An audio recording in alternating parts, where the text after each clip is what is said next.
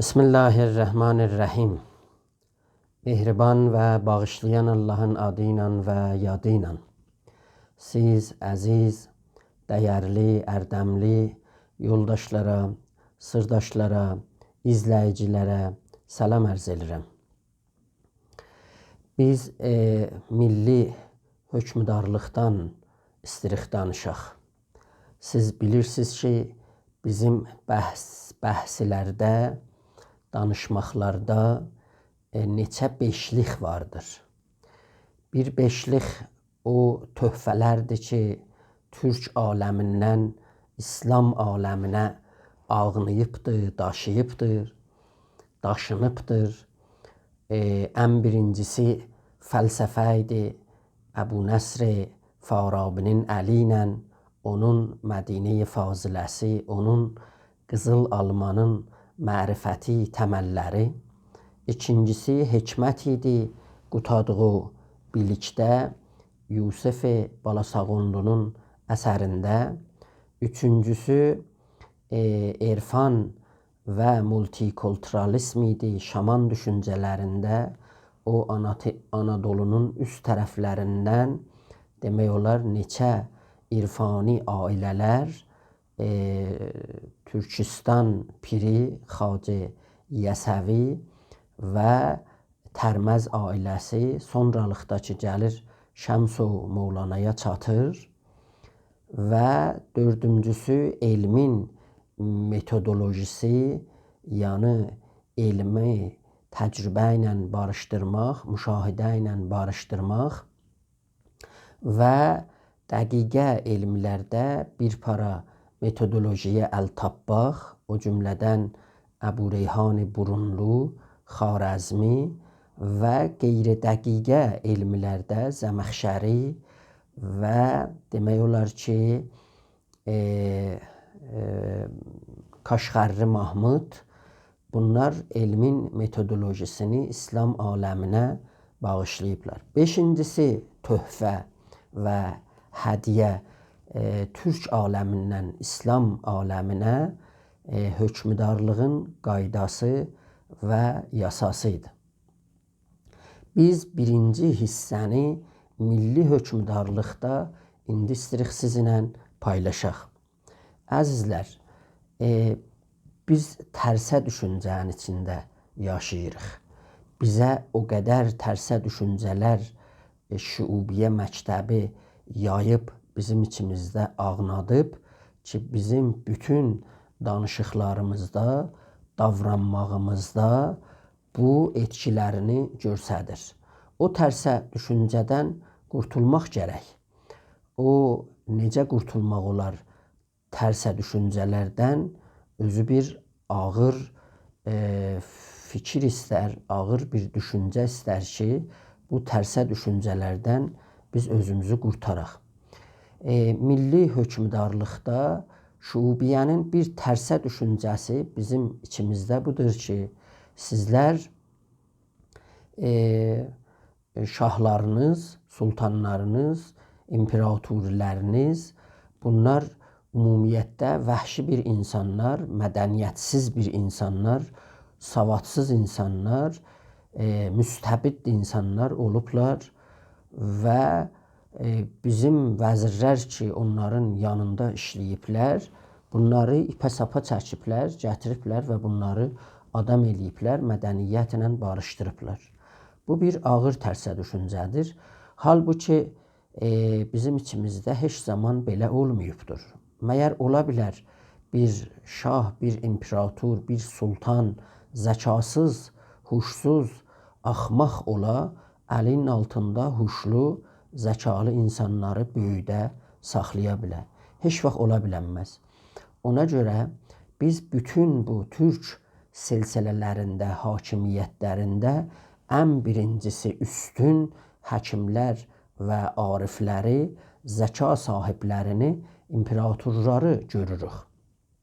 Gərək Xətaiyana baxsaz, gərək xanlərə baxsaz, Qəznəvlərə baxsaz, Səlcuqilərə baxsaz, demək olar İlxanlərə baxsaz, Ağqoyunlular, Qərəqoyunlular, Osmanlılar, Səfəvilər, Qacar, bu silsilələr, bu aşamlar ki, Türk imperatorları bu coğrafiyada, İran adlanan coğrafiyada bunlar hökmlər sürüblər. Həm qaydalar, qanunlar, yasalar əsasında, törələr əsasında bunlar hökmlər sürüblər. Həm də ki, bir hikmətə, bir mərifətə, bir saza, bir sözə bunlar malik olublar. Ona görə biz bunların hamısına biz sahib çıxmalıyıq və bu tərsə düşüncədən öz zehnlərimizi arınlatmalıyıq ki, bizim imperatorlarımız mədəniyyət qurucuları olublar. Bunlar bəşəriyyəti köçərlikdən qurtarıblar. Bunlar ipək yolunu quranlar olublar.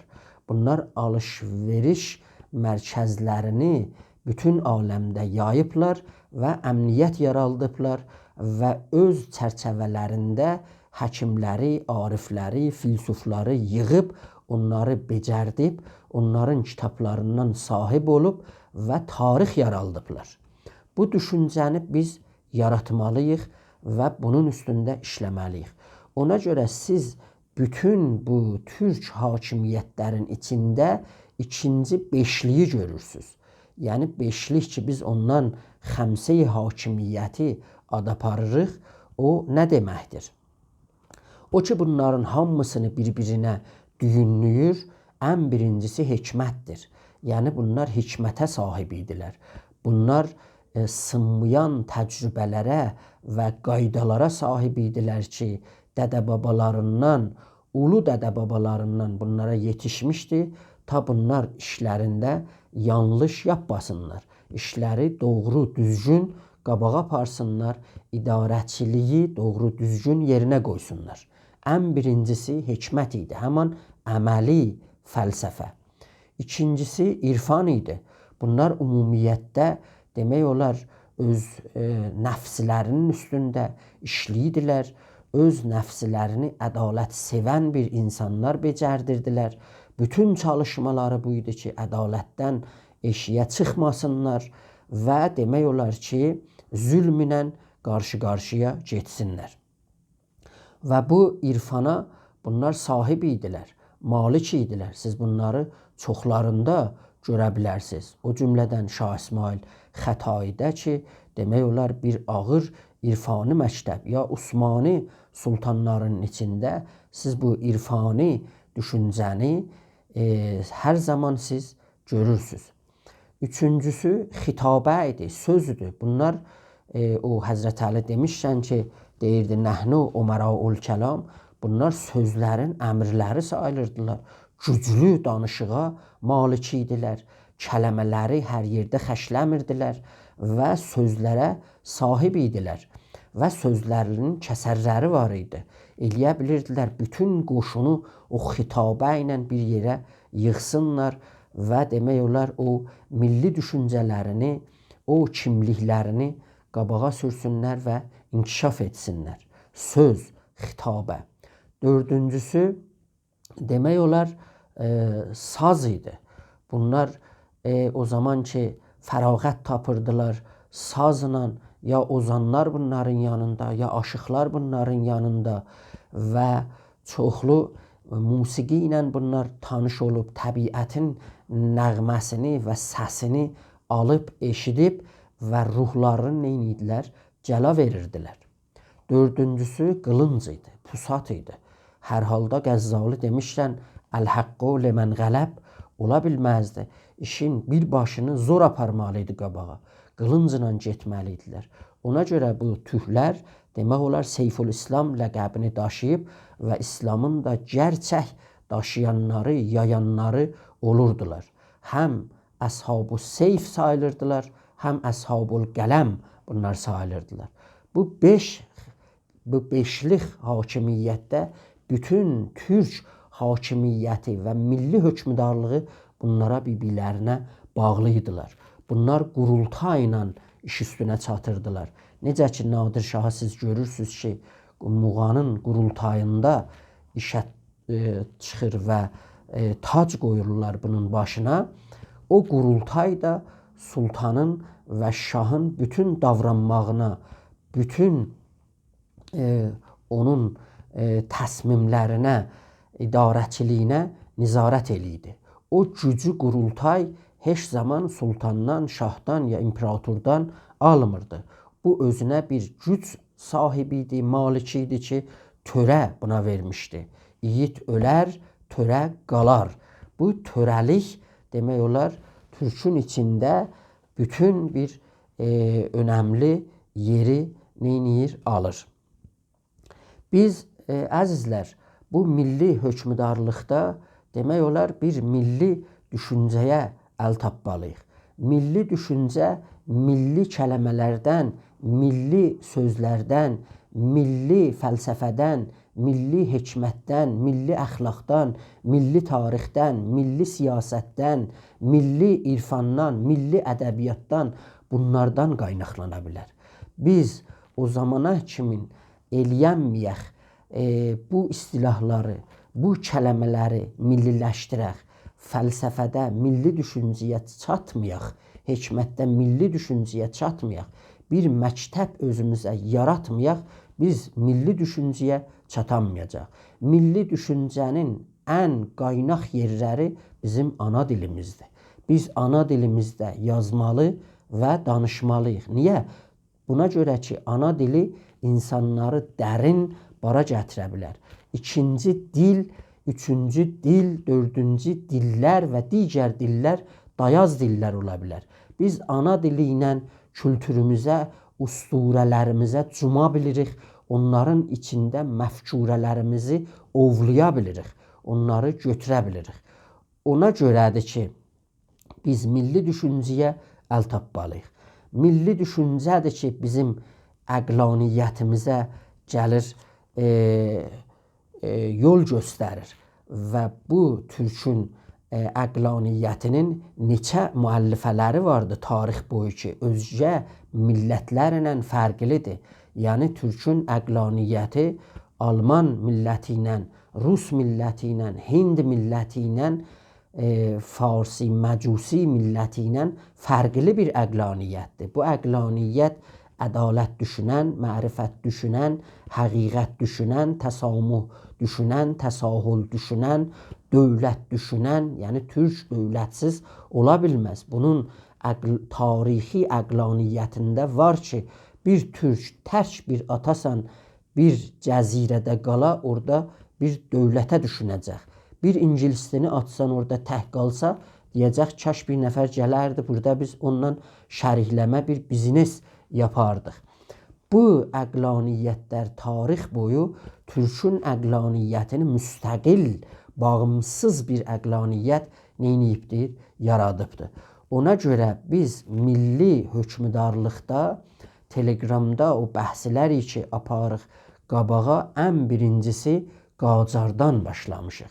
Niyə Qacardan? Çünki Qacar bir milli hakimiyyətə sahib idi.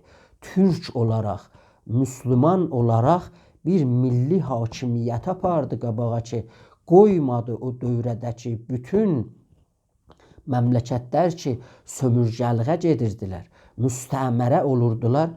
Bu məmləkət müstəmərə olmadı. Neçə il bunlar savaş apardılar. Bu coğrafiyanın yerlərini, bütünlüyünü bizə qazandılar və bizə təqdim elədilər. Ona görə Qacar bizim o dehqani sistemdən modern sistemə keçməyimizdə ən böyük rol oynayıblar.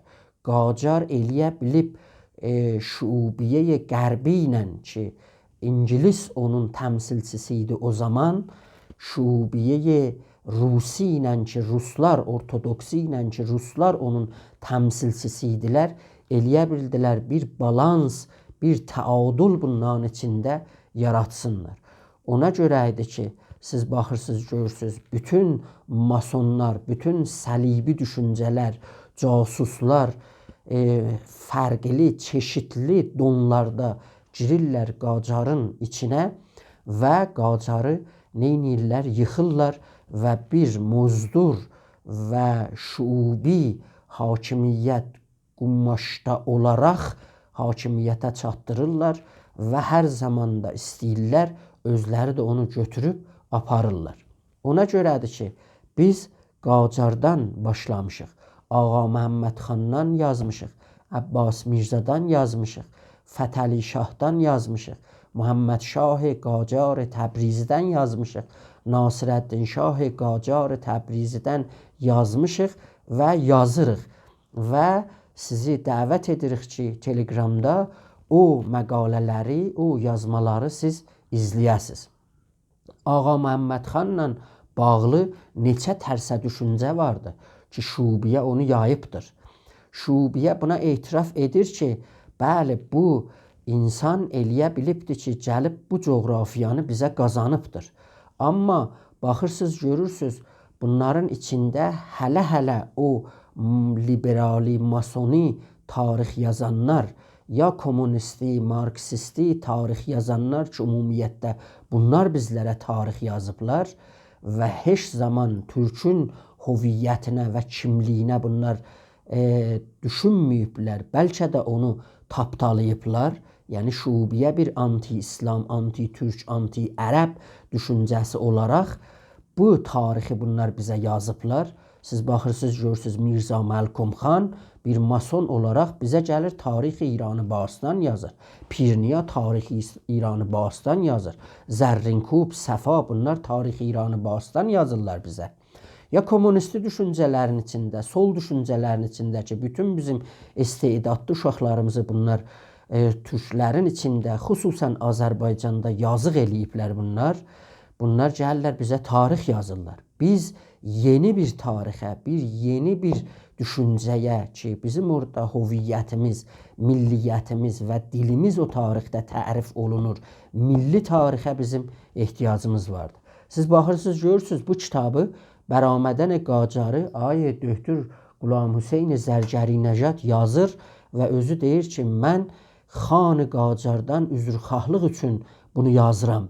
Buna görə ki, biz bu Xan Qacara çoxlu xiyanətlər eləmişik, çoxlu cəhli sözlər yapmışıq bunlara. O cümlədən Tiflis macərasıdır. Tiflisdə bu adam getdi, Bibilə öldürdü.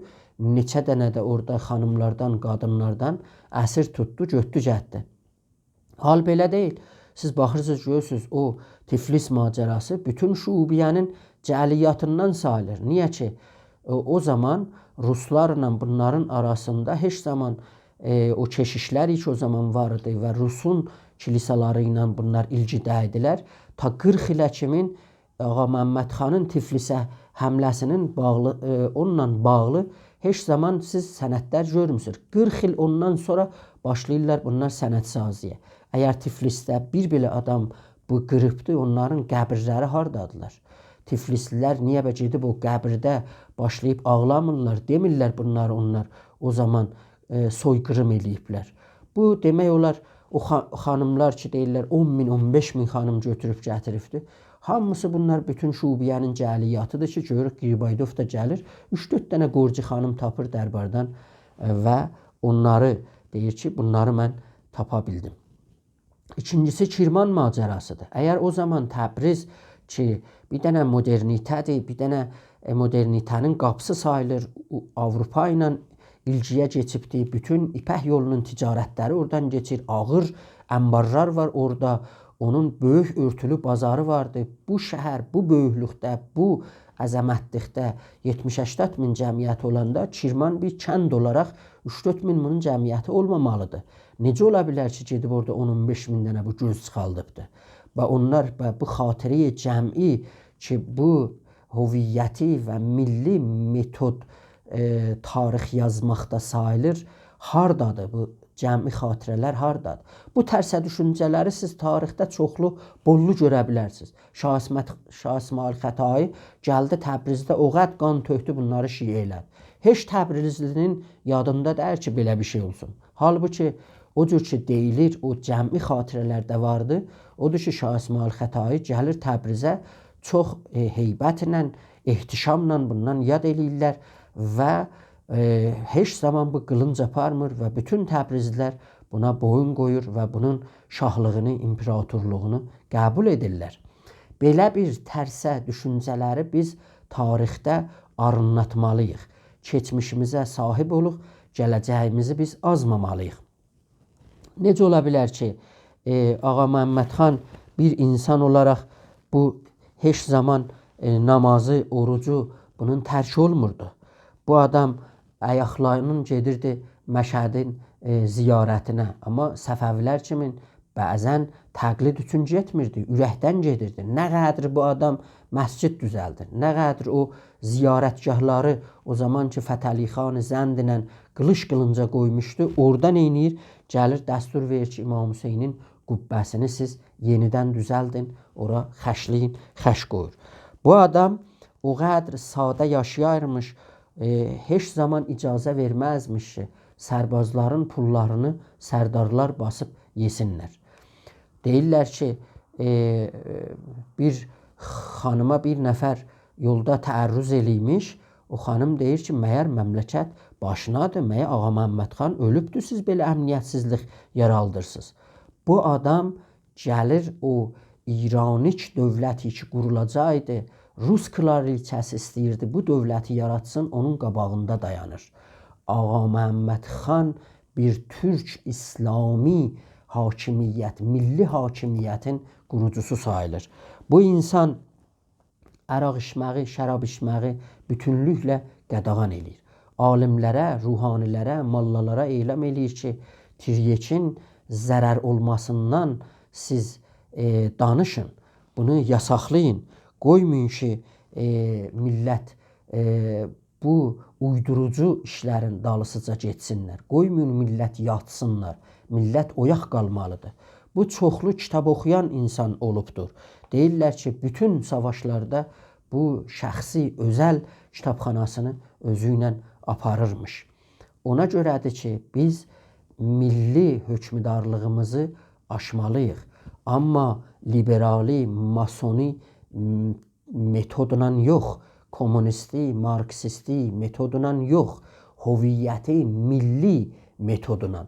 Bu hansı metoddur? O metoddur ki, əqlaniyyətə dayanır. O metoddur ki, vaqiyyətə dayanır. O metoddur ki, ağıl qəbul eləməsə, göz görməsə, sən ona inanmırsan. O metoddur ki, bizim cəmi xatirələrimizdən qaynaqlanır. Mən umaram ki, inşallah gələn bölümlərdə bunu sizə yenidən açıqlayıb və Qacarı yenidən aşmalıyıq. Sağ olasınız, var olasınız.